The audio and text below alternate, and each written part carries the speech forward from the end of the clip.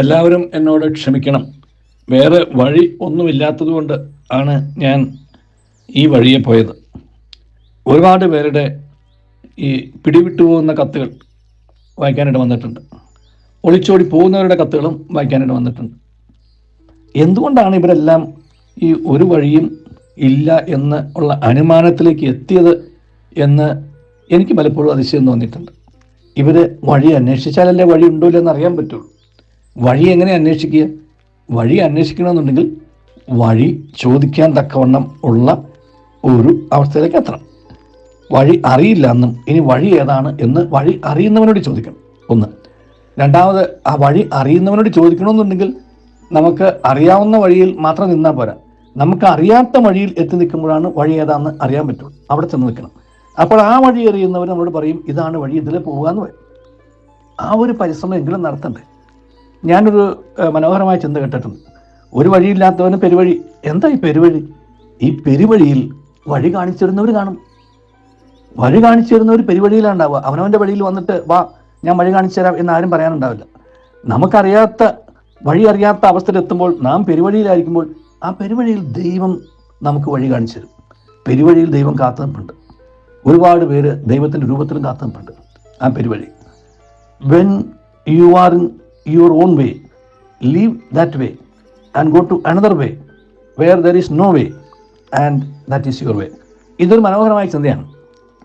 ഒരു വഴിയും ഇല്ലാത്തപ്പോൾ, അറിയാത്തപ്പോൾ, അല്ലെങ്കിൽ വഴിയും മുട്ടി നിൽക്കുമ്പോൾ വേറൊരു വഴിയിലേക്ക് മാറുക. അവിടെ വഴി ഉണ്ടാവില്ല. പക്ഷേ ആ വഴിയില്ലാത്ത ആ പെരുവഴിയായിരിക്കും നിൻ്റെ വഴി. കാരണം അവിടെയാണ് നിൻ്റെ വഴി ദൈവം നിനക്ക് കാണിച്ചു തരാൻ പോകുന്നത്. ആ പരിശ്രമം എങ്കിലും നമ്മൾ നടത്തണ്ടേ? ഈ വഴി വിട്ട് പോകുന്നതിന് മുമ്പോ, പിടിവിട്ട് പോകുന്നതിന് മുമ്പോ, കൈവിട്ട് പോകുന്നതിന് മുമ്പോ ഒക്കെ. അങ്ങനെ ജീവിതത്തിൽ നിന്നുള്ള ഒളിച്ചോട്ടം ഒരിക്കലും നമ്മെ ജീവിതത്തിൻ്റെ അന്ത്യം കാണാൻ സഹായിക്കില്ല. ജീവിതത്തിൻ്റെ അന്ത്യം എന്ന് പറയുന്നത് ജീവിതത്തിൽ നാം വിജയിച്ച് കാണിച്ചു കൊടുക്കുന്ന ആ ഒരു വിജയഗാഥയാണ്. അത് കാണിച്ചു കൊടുക്കണമെങ്കിൽ അന്ത്യം വരെ നമുക്ക് പൊരുതാനുള്ളൊരു മനസ്സുണ്ടാവണം. വഴി അന്വേഷിക്കാനുള്ളൊരു താഴ്മ ഉണ്ടാവണം, ഒരു തുറവിയും ഉണ്ടാവണം. അപ്പോൾ നമുക്ക് മുന്നേറാൻ സാധിക്കും. പരാജയങ്ങളുണ്ടാവും. ആരുടെ ജീവിതത്തിലെ പരാജയമില്ലാത്ത? ഈ സ്റ്റീവ് ജോബ്സ് പറയുന്നൊരു മനോഹരമായ ചിന്തയുണ്ട്. എപ്പോഴും തോറ്റു എന്ന് തോന്നുന്ന ഒരു സമയത്തായിരിക്കും there lies an answer. തീർന്നു എന്ന് കരുതുമ്പോഴായിരിക്കും ഒരു ഉത്തരം വരുന്നത്. അതുവരെയും ഉത്തരം കണ്ടെത്തില്ല. നമ്മുടെ തോമസ് എഡിസൺ പറഞ്ഞത് അത് തന്നെയാണ്.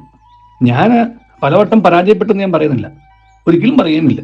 പലവട്ടം ഞാൻ പുതിയ വഴികൾ കണ്ടുപിടിച്ചു. This will not work, so each one will not work, so I went and search for something which will work. Work ചെയ്യാത്തത് എന്താണ് എന്ന് ആദ്യം ഞാൻ കണ്ടുപിടിച്ചു.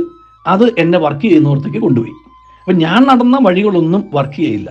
അപ്പം ഇനി ഞാൻ നടക്കേണ്ട വഴിയും ആ നടക്കേണ്ട വഴിയിലേക്ക് മാറാനായിട്ടുള്ള ഒരു താഴ്മയും തുറവിയും ധൈര്യമുണ്ട് എന്നുണ്ടെങ്കിൽ നമുക്ക് വഴി തെളിയും.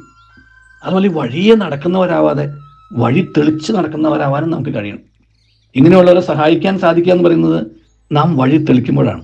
വെറുതെ വഴിയെ നടന്നിട്ട് ഒരു കാര്യമില്ല. നമുക്ക് നിശബ്ദനായിരിക്കാൻ അവകാശമില്ല. നിശബ്ദനായിരിക്കുക എന്ന് പറയുന്നത് തന്നെ നിസ്സംഗതയുടെ അത് ഏറ്റവും വലിയ ഒരു തിന്മയാണ്. നമുക്ക് ഒന്നും നമ്മെ ബാധിക്കുന്നില്ല. Doesn't affect us at all. അത് നിസ്സംഗതയാണ്. ആ ക്രൂരമായ നമ്മുടെ നിശബ്ദതയാണ് പലരെയും നിശബ്ദരാക്കിയത്, പലരുടെയും ശബ്ദം നിലച്ചു പോകാൻ കാരണം എന്ന് നാമും മറക്കരുത്.